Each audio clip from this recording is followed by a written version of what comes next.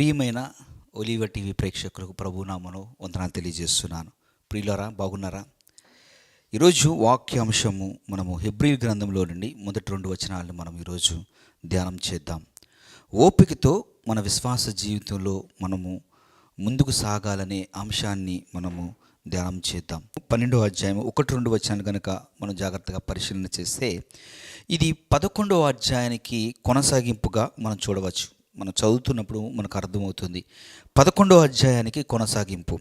ఈ 2 వచనాలు మనం చూస్తే, ఇంత గొప్ప సాక్షి సమూహము మేఘం వలె మనల్ని ఆవరించి ఉన్నందున మనము కూడా ప్రతి భారమును సులువుగా చిక్కులు పెట్టు పాపమును విడిచిపెట్టి విశ్వాసమునకు కర్తయు దాన్ని కొనసాగించువాడైన యేసు వైపు చూచుచు మన ఎదుట ఉంచబడిన పందెములో ఓపికతో పరిగెత్తెదము. ఇక్కడ మనము చూసినట్లయితే విశ్వాస జీవితాన్ని ఒక పరుగు పందెంతో పోలుస్తూ ఉన్నాడు. ఈ వాక్యంలోనికి మనం వెళ్ళే ముందు ఒక విషయాన్ని మీకు నేను తెలియజేయాలని ఇష్టపడుతున్నాను. ఒక గ్రామంలో ఒక పందాన్ని, ఒక పోటీని వారు నిర్వహించారు. ఆ పోటీ ఏమిటంటే, ఈ పరుగు పందెంలో అందరూ కూడా పరిగెట్టాలని, గెలిచిన వారికి బహుమానం ఉంటుందని తెలియజేశారు. అయితే ఈ పరుగు పందెం ఎలాంటిది అంటే, ఇది ఒక స్ప్రింట్ కాదు కానీ ఒక మారథాన్ లాంటి పరుగు. చూడండి, మనం కూడా చాలా సందర్భాల్లో ఈ ఒలింపిక్స్లో వాటిలో మనం చూస్తూ ఉంటాం. పరుగు పందెంలో స్ప్రింట్ అనేటువంటి పరుగు పందెం ఎలా ఉంటుందంటే, జస్ట్ ఓన్లీ 300 మీటర్స్ 400 మీటర్స్ మాత్రమే ఉంటుంది. చాలా క్విక్గా వారందరూ కూడా పరిగెడుతూ ఉంటారు. కానీ మారథాన్ అనేటువంటి పరుగు పందెము అలా ఉండదు. సుమారు 40 నుంచి 50 కిలోమీటర్ల దూరం ఉంటుందన్నమాట.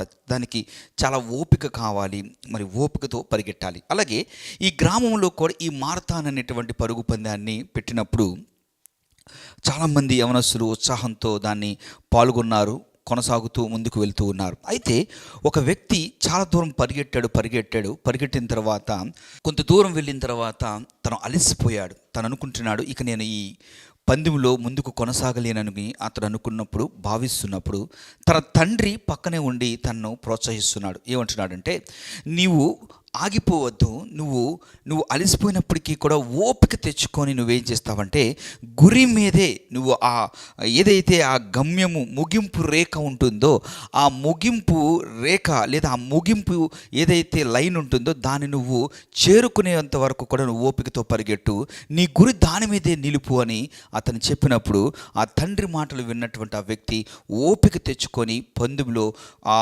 ముగింపు గీతను వరకు కూడా చేరుకొని ఆ పందెంలో విజయం సాధించినట్లు మనం చూస్తాం. అలాగే మన విశ్వాస జీవితం కూడా ఈ యొక్క పరుగు పందెంతో మనం పోల్చుకున్నప్పుడు, ఈ పరుగు పందెము అనేటువంటి దాంతో మన ఆత్మీయ జీవితాన్ని పోల్చుకున్నప్పుడు మనము కూడా ఓపికతో, విశ్వాసముతో మనము కూడా ముందుకు సాగవలసిన వారిగా మనము ఉన్నాము. ఇక్కడ మన వాక్యాన్ని చూస్తే, ఇంత గొప్ప సాక్షి సమూహము ఎవరిని గురించి చెప్పబడుతుంది అంటే, 11వ అధ్యాయంలో ఉన్నటువంటి ఈ భక్తుల జీవితాన్ని మనకు ముందు పెడుతూ ఉన్నారు. ఏమని రాయబడిందంటే, సాక్షి సమూహము. ఏమిటి? వారి భక్తి జీవితాన్ని ఒక సాక్ష్యముగా మనం ముందు పెట్టారు. కాబట్టి వారిని చూసినప్పుడు మనము ఇన్స్పైర్ అవ్వాలి అని. ఫర్ ఎగ్జాంపుల్, ఏదో ఒక మైదానంలో ఒక క్రికెట్ మ్యాచ్ జరుగుతూ ఉన్నప్పుడు ఆ చుట్టూ ఉన్నటువంటి ప్రజలు, మరి ఆ క్రికెట్ ఆడేటువంటి ప్లేయర్స్ ఆ క్రికెట్ మ్యాచ్ని చూడటానికి ఒక స్పెక్టేటర్స్గా వారు వస్తూ ఉంటారు. కానీ ఆ గ్రౌండ్లో ఆడుతున్నటువంటి ఎవరైతే ఈ ప్లేయర్స్ ఉన్నారో వాళ్ళెవరూ కూడా వచ్చినటువంటి స్పెక్టేటర్స్ని బట్టి వారు ఇన్స్పైర్ అవ్వరు.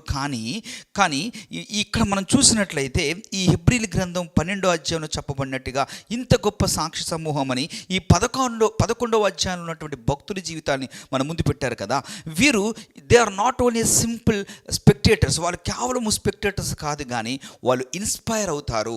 ఈ భక్తుల జీవితాన్ని మనం ధ్యానం చేసినప్పుడు, ఈ భక్తుల జీవితాన్ని మనం జాగ్రత్తగా పరిశీలన చేసినప్పుడు మనం చాలా ఇన్స్పిరేషన్ పొందుకోవచ్చు. అందుకే ఇక్కడ రాయబడిన మాట ఏమిటంటే, ఇంత గొప్ప సాక్షి సమూహము మేఘం వలె మనల్ని ఆవరించి ఉన్నందున. చూడండి, మన సంఘాల్లో అవ్వచ్చు, మన కుటుంబాల్లో అవ్వచ్చు, మన ముందున్నటువంటి మన పితరులు, మన ముందున్నటువంటి మన పెద్దవారు, వారు చూపించినటువంటి మార్గాన్ని, వారు చూపించినటువంటి ఆ లెగసీని మనం చూసినప్పుడు మనం కూడా చాలా ఇన్స్పైర్ అవుతూ ఉంటాం. అలాగే ఇక్కడ భక్తుడు కూడా ఏం చెప్తున్నాడంటే, ఈ 11వ అధ్యాయంలో ఉన్నటువంటి భక్తుల జీవితాన్ని ప్రస్తావిస్తూ అక్కడ వీరి నుండి మనము ఒక ఇన్స్పైర్ అవ్వాలి, వారి జీవితాల నుండి కొన్ని పాఠాలు మనం నేర్చుకోవాలనే విషయాన్ని ఇక్కడ తెలియజేస్తున్నాడు. నేను చాలా క్లుప్తంగా కొంతమంది జీవితాలు మీ ముందు నేను పెట్టాలని ఆశపడుతూ ఉన్నాను. మొదటగా మనం 11వ అధ్యాయంలో చూసినట్లయితే హేబేలు అనేటువంటి ఒక వ్యక్తిని మనం చూస్తాం. ఎవరు ఈ హేబేలు అంటే మొట్టమొదటి దంపతులైనటువంటి ఆదాము అవ్వకు పుట్టినటువంటి కయ్యూను హేబేలు, వీరు మొదటి సంతానము. చూడండి, ఈ హేబేలు కయ్యూను ఇరువురు కూడా మరి ఎలాంటి తల్లిదండ్రులకు పుట్టారు అంటే ఈ ఆదాము అవ్వకు ఉన్నటువంటి ఒక ప్రత్యేకత ఏమిటంటే ఏదెను తోటలో ప్రతిరోజు కూడా వారు దేవునితో ఆ సహవాసాన్ని కలిగినటువంటి వారుగా, ఆ మొదట ఏదెను తోటలో ఆ పెద్ద ఎస్టేట్లో దానంతటిని కూడా వారు మరి ఏలినట్లుగా మనం చూస్తాం. అంటే ఖచ్చితంగా వారు వారి బిడ్డలకు దేవునితో వారికి కలిగి ఉన్నటువంటి సంబంధాన్ని, మరి గత జీవితంలో వారు దేవుడితో ఎలా నడిచారు, ఎలాగా వారు సృష్టించబడ్డ ఈ మాటలన్నీ కూడా వారి బిడ్డలకు తెలియజేసినటువంటి వారుగా ఉంటారు. సో అలాంటి కుటుంబంలో పుట్టినటువంటి వారే ఈ కయ్యూను హేబేలు. మరి హేబేలు జీవితంలో నుంచి మనం ఏమి నేర్చుకోవచ్చు అని ఆలోచన చేస్తే, హేబేలు మరి హృదయపూర్వకంగా దేవునికి తను కానుకను అర్పణ అర్పించినట్లుగా మనం చూస్తాం. ఏ వ్యక్తి కూడా మొదట తన హృదయాన్ని అర్పించకుండా దేవునికి మరి ఏది కూడా అర్పించలేరు. హృదయాన్ని అర్పించినటువంటి వాడు తను అర్పించే అర్పణలో కూడా అది ఎంతో మరి గొప్పదిగా తన అర్పణ హృదయపూర్వకంగా ఉంటుంది. కానీ కయ్యూని జీవితాన్ని చూస్తే కయ్యూనుకు అన్నీ కలిగి ఉన్నవి, కానీ తను ఇచ్చినటువంటి అర్పణ సరైనటువంటిదిగా లేదు. సో మన జీవితంలో కూడా మనము దేవునికి ఇచ్చే విషయంలో మనము నమ్మకత్వంగా ఉన్నప్పుడు దేవుని ఆశీర్వాదాన్ని మనం చూస్తాం. అలాగే హానోకు జీవితాన్ని కూడా చూస్తే ఒక గొప్ప పాఠాన్ని మనం నేర్చుకోవచ్చు. ఏమిటి ఈ హానోకు జీవితం అని మనం పరిశీలన చేస్తే, హానోకు 365 సంవత్సరాలు జీవించినప్పుడు ఈ హానోకును మనం చూస్తే 300 సంవత్సరాలు దేవుడితో నడిచాడు. చూడండి, ఎన్ని సంవత్సరాలు నడిచాడు అంటే జీవితకాలం అంతా దేవుడితో నడిచినట్లు మనం చూస్తాం. ఈ రోజుల్లో మనం కొద్ది రోజులు దేవుడితో నడిస్తే మన జీవితంలో ఏదైనా శ్రమ కానీ, ఏదైనా కష్టం కానీ, లేకపోతే మనం అనుకున్నవి జరగకపోతే, లేదా లోకం వైపు చూసినప్పుడు ఆ లోకానికి ఆకర్షితులం అయ్యి మనం ఏం చేస్తామంటే దేవుని విడిచిపెట్టేస్తూ ఉంటాం. చూడండి, కానీ హానోకు ఎన్ని సంవత్సరాలు నడిచాడంటే తన జీవితకాలం అంతా దేవుడితో నడిచాడని వాక్యం సెలవిస్తుంది. ఒక గొప్ప మాదిరిని మనం హానోకు దగ్గర నుంచి మనం నేర్చుకోవచ్చు. ఈ ఆదికాండంలో హానోకు గురించి రాయబడినప్పుడు తను కుమార్తెలను కనుచు అని రాయబడింది. అంటే తన యొక్క కుటుంబ జీవితాన్ని కూడా కొనసాగిస్తూనే దేవునితో నమ్మకంగా నడిచాడనేటువంటి విషయాన్ని మనం చూడొచ్చు. అతని గురించి రాయబడినటువంటి మాట ఏంటంటే, విశ్వాసమును బట్టి హానోకు మరణము చూడకుండానట్లు కొనిపోబడెను, అతడు కొనిపోబడక మునుపు దేవునికి ఇష్టుడై ఉండెనని సాక్ష్యము పొందెను. అంటే హానోకు దేవుడికి ఇష్టమైనటువంటి వాడిగా బ్రతికాడు.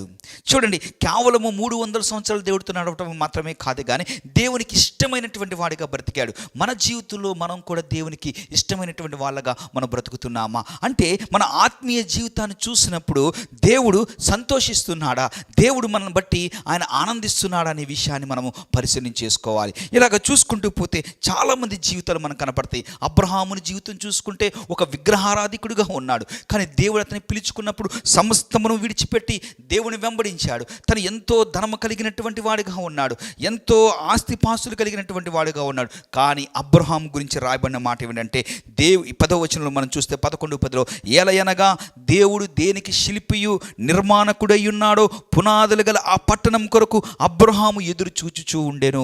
చూడండి, అబ్రహాము జీవితంలో అన్నీ ఉన్నాయి, కానీ తన ఆలోచన, తన చూపు పునాదులు గల పట్టణం వైపే చూస్తున్నాడు. అంటే అబ్రహాముకు ఎంత ఆస్తిపాస్తులు ఉన్నాయి, కుమారులు ఉన్నారు, పనివారు ఉన్నారు, చాలా ఉన్నాయి, ఇహలోక సంబంధమైనటువంటి పనులు చాలా ఉన్నప్పటికీ కూడా అతడు కనుదృష్టి దేని మీద ఉందంటే దేవుని మీద ఉన్నది. ఈ రోజున మనం కూడా మనుషులు చాలా బిజీ అయిపోతున్నటువంటి ఈ బిజీ లైఫ్లో, ఈ బిజీ స్కెడ్యూల్స్లో చాలామంది దేవుని కంటే కూడా తమ ఉద్యోగాల మీదో, తన ధనార్జన మీదో, లోక సంబంధమైన వాటి మీదో వారు తమ సమయానంతా గడుపుతూ ఉన్నారు. కానీ చాలామంది దేవుని వైపు కనులెత్తి చూసేవారుగా, దేవుని మీద మనసు ఆనుకునేటువంటి వారుగా ఉండేవారు చాలా కొద్ది మందిగానే ఉంటూ ఉన్నారు. మనం చూస్తే ఇక్కడ అబ్రహాము జీవితంలో నుంచి మనం ఏం నేర్చుకోవచ్చు అంటే, అబ్రహాము జీవితంలో దేవుని వైపు అతను చూస్తూ ఉన్నాడు, ఆ పునాదులు గల పట్టణం వైపు అతను చూస్తున్నాడు అనే విషయాన్ని మనం ఇక్కడ గమనించవచ్చు. అలాగే ఇస్సాకు జీవితంలో చూస్తే, ఇస్సాకు జీవితంలో కూడా మనం చూస్తే అబ్రహాము కుమారుడుగా ఉన్న ఇస్సాకు జీవితంలో కూడా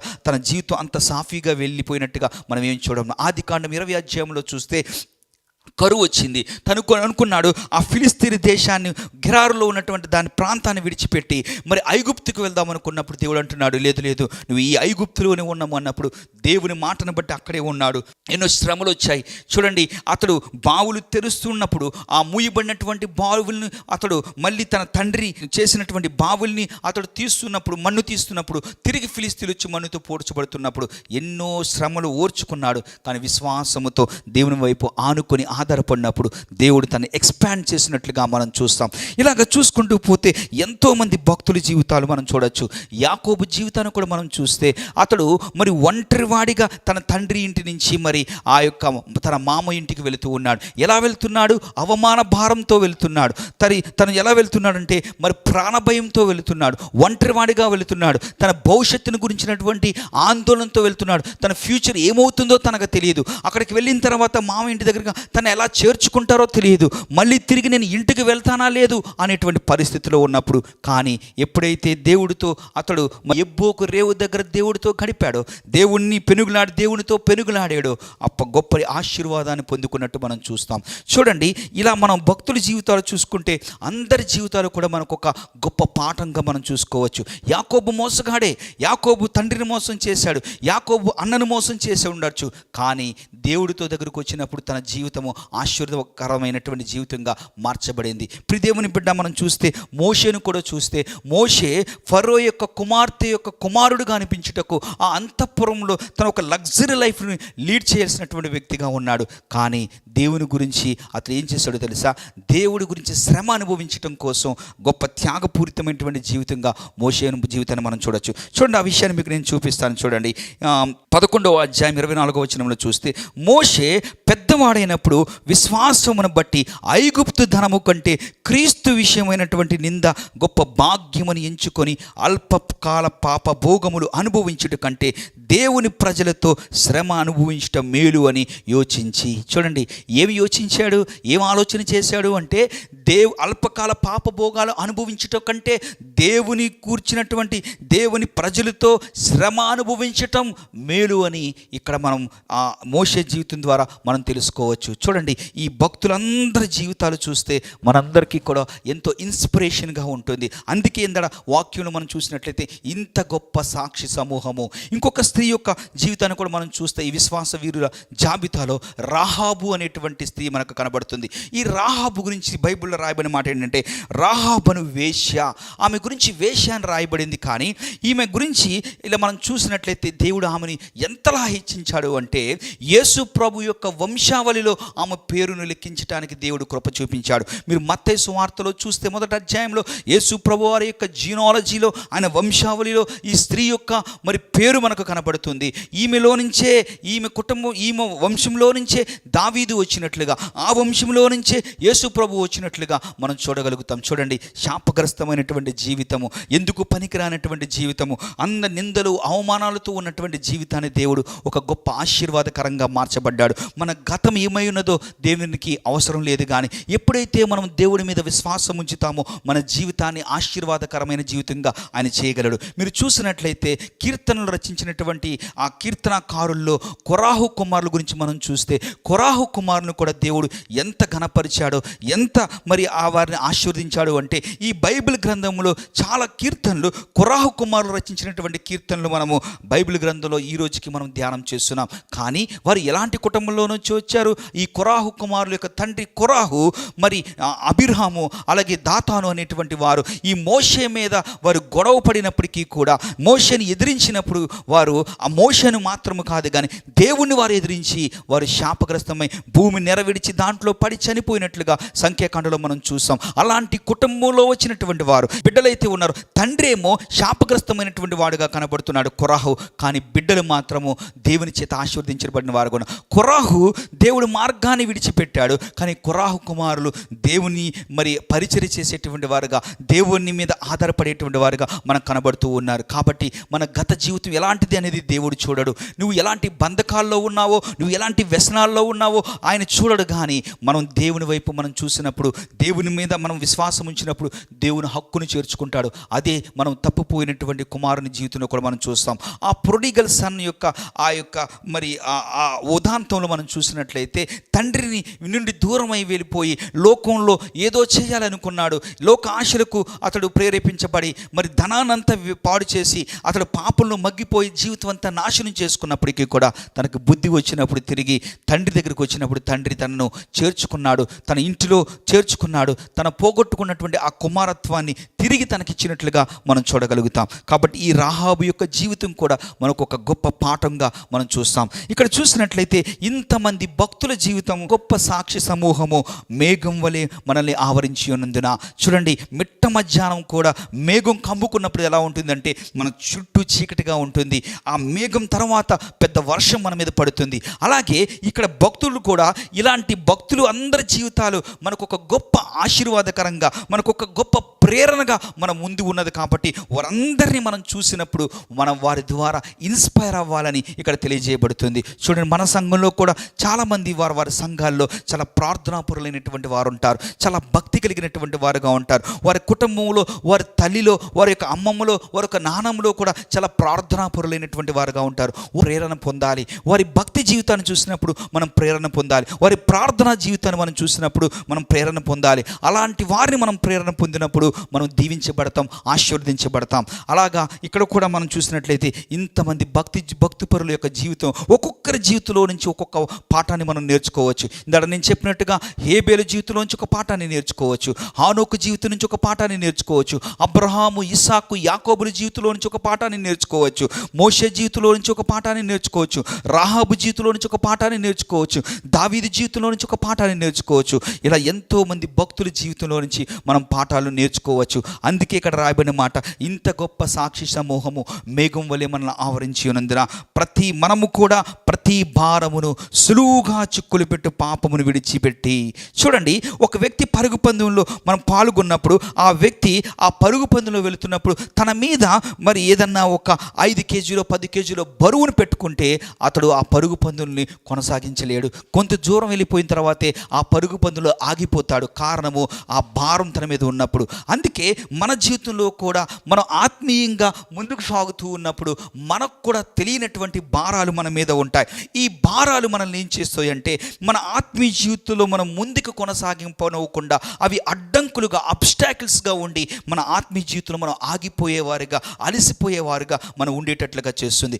ఏమిటి అది? ఇక్కడ చూడండి, ప్రతి భారము అంటే అది పాపం కాకపోవచ్చు, కానీ అది మనం ఏం చేస్తుందంటే మన ఆత్మీయ జీవితంలో, మన ప్రయాణంలో, మన పరుగు పందులో మనం ముందుకు వెళ్తున్నప్పుడు మనం పరిగెట్టుకోకుండా మనం స్లో అయిపోయేలాగా లేదా ఆగిపోయేలాగా అది చేస్తుంది. ఏమిటి ఈ భారము అని ఆలోచన చేస్తే, పరుగు పందెంలో పరిగెట్టేవాడు భారం అంటే అతని మీద ఏదన్నా ఒక భౌతికమైనటువంటి భారం ఉండొచ్చు. కానీ ఇది స్పిరిచువల్ లైఫ్తో మనం కంపేర్ చేసుకున్నప్పుడు ఈ భారం అంటే ఏంటి అంటే భయాలు. చాలామందికి తమ జీవితంలో ఎన్నో భయాల గుండా వారు వెళుతూ ఉంటారు. చాలామందికి వారు భయంతో వారి ఆత్మీయ జీవితంలో మరి చాలామంది వెనుతిరిగిపోయేటువంటి వారుగా ఉంటారు. అది శరీర సంబంధమైనటువంటి భయం, లేకపోతే వారి భవిష్యత్తును గురించినటువంటి భయం, లోకంలో ఎన్నో రకాలైనటువంటి భయాలతో వారు జీవిస్తూ వారి ఆత్మీయ జీవితంలో వెనకకు వెళ్ళిపోతూ ఉంటారు. చూడండి, చాలామంది భయం వల్లే వారి జీవితంలో విజయం సాధించలేకపోతూ ఉంటారు. చాలామంది భయం వల్ల దేవుడిలో కొనసాగలేకపోతూ ఉంటారు. చూడండి, ఈ యొక్క భయం అనేటువంటిది ఒక పాపము అనేటువంటిది కాకపోవచ్చు, కానీ అది ఒక భారంగా మనం ఉన్నట్లయితే మన ఆత్మీయ జీవితంలో మనం ముందుకు కొనసాగలేం. మీరు చూడండి, విత్తువాని ఉపమానంలో కూడా చూస్తే కొన్ని విత్తనాలు త్రోవ పక్కన పడినాయి, కొన్ని విత్తనాలు మరి రాతి నేల మీద పడినాయి, కొన్ని విత్తనాలు ముళ్ళ కంపలో పడినాయి. అలాగ చూసుకున్నట్లయితే కొన్ని విత్తనాలు మంచి నేల మీద పడినాయి. ఇక్కడ చూస్తే ఈ ముళ్ళ పొదలో లేదా ముళ్ళ కంపలో పడినటువంటి విత్తనాలు ఏంటంటే ఐహిక విచారాలు అంటే ఏంటి? ఏమో నా జీవితం ఏమైపోతుందో, అయ్యో నాకు అనారోగ్యం వచ్చింది కదా, నేను బ్రతుకుతానో లేదో, అయ్యో నా బిడ్డల భవిష్యత్తు ఏమైపోతుందో, నా ఉద్యోగం ఏంటో, నా యొక్క వ్యాపారం ఏమిటో, ఇలాంటి రకరకాలైనటువంటి భయాలతో చాలామంది విశ్వాస జీవితంలో వెనుకకు వెళ్ళిపోతున్నారు. విత్తనాలు అయితే పడుతున్నాయి, కానీ ఆ ముళ్ళ కంపులు ఏం చేస్తున్నాయంటే ఈ విత్తనాలు, ఆ మొక్క వస్తుంది, మొక్క ఎదుగుతూ ఉన్నప్పుడు ఈ ముళ్ళ కంపులు ఏం చేస్తాయంటే వాటిని అణిచివేస్తాయి. కాబట్టి ఆ మొక్కలు చనిపోతాయి. అలాగే ఈ ఐహిక విచారాలనేవి, ఈ భయాలనేవి ఏం చేస్తాయంటే మన ఆత్మీయ జీవితంలో మనం ఎదగకుండా మనల్ని అణిచివేయటం ద్వారా మనం కూడా ఆగిపోతాం. అలాగే ఈ పరుగు పందెంలో ప్రతి భారములో మొట్టమొదటి ఈ భయం ఏం చేస్తుందంటే మనల్ని దేవునితో కలిసి ముందుకు నడవనోకోకుండా ఆపివేస్తుంది. రెండో విషయాన్ని కూడా మనం చూస్తే వ్యర్థమైనటువంటి సంబంధాలు, అంటే ఒక బ్యాడ్ రిలేషన్షిప్స్. చూడండి, ఒక స్పిరిచువల్ ఫ్రెండ్తో మనము గనక ఫ్రెండ్షిప్ చేస్తే మన స్పిరిచువల్ లైఫ్లో మనం ముందుకు వెళ్తాం. అంతేగాని ఒక అన్స్పిరిచువల్ వ్యక్తితో, అంటే దేవుని మీద మరి దేవుని కలిగి లేకోకుండా లోకానుసారమైనటువంటి వ్యక్తితో మనం ముందుకు వెళ్తే మనం కూడా ఏం చేస్తామంటే లోకానుసారమైనటువంటి వారిగా మార్చబడతాము. చూడండి, మనం పాత రోజుల్లో ఒక సామెత ఉంటుంది. మనం ఎలాంటి వారో మనం చెప్పాలంటే మనం స్నేహం చేసేటువంటి స్నేహితుడి ద్వారా మనం ఎలాంటి వారో చెప్పచ్చంట.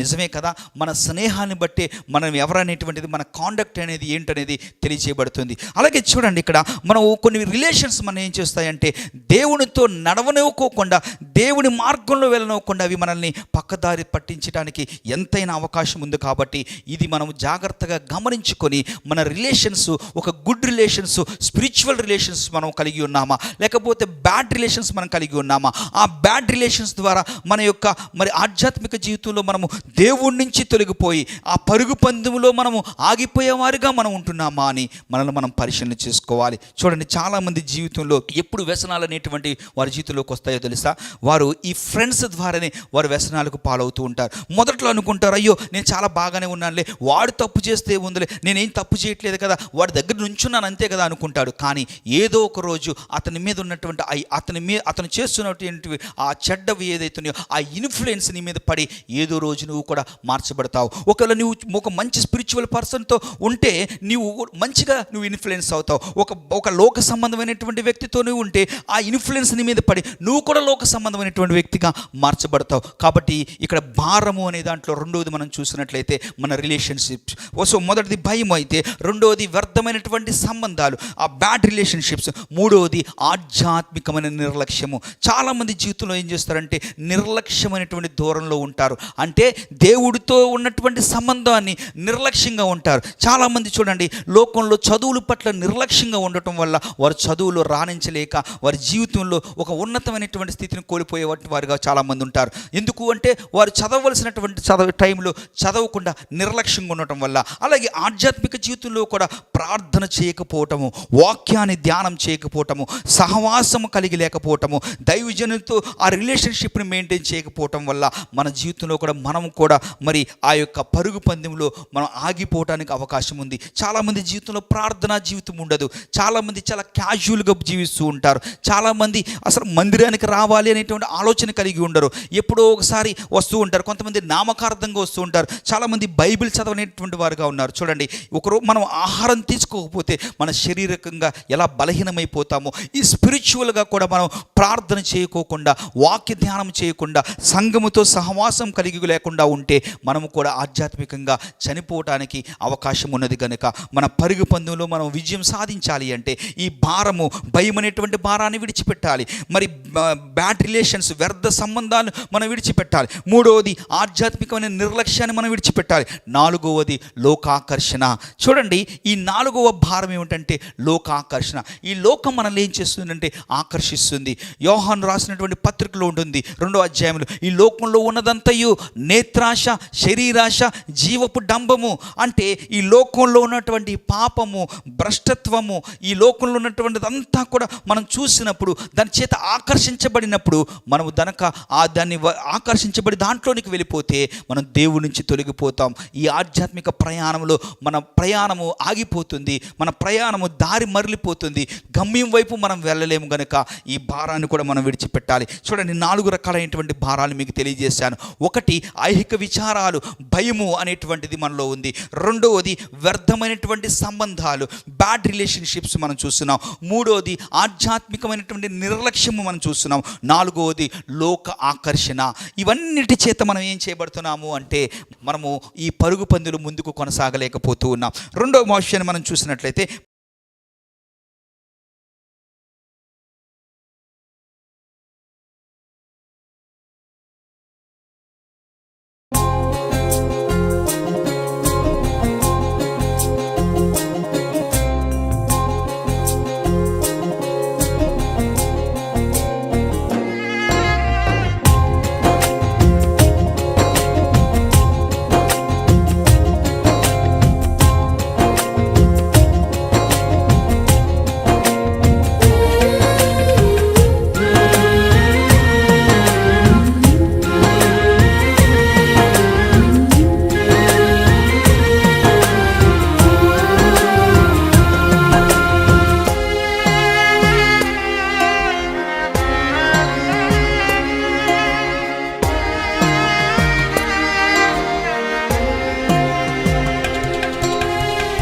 నా వేదనలో నా బాధలో నే కుంగిన వేళలో నా తోడై ఉన్నావు. నా వేదనలో నా బాధలో నే కుంగిన వేళలో నా తోడై ఉన్నావు. నన్ను నడిపించునా యేసయ్యా, తోడైయుండునా ప్రభువా. నన్ను నడిపించునా యేసయ్యా, నాకు తోడైయుండునా ప్రభువా. నీ కృపలేనిదే బ్రతుకలేనయ్యా. నా వేదనలో నా బాధలో నీ కుంగిన వేళలో నా తోడై ఉన్నావు. నా వేదనలో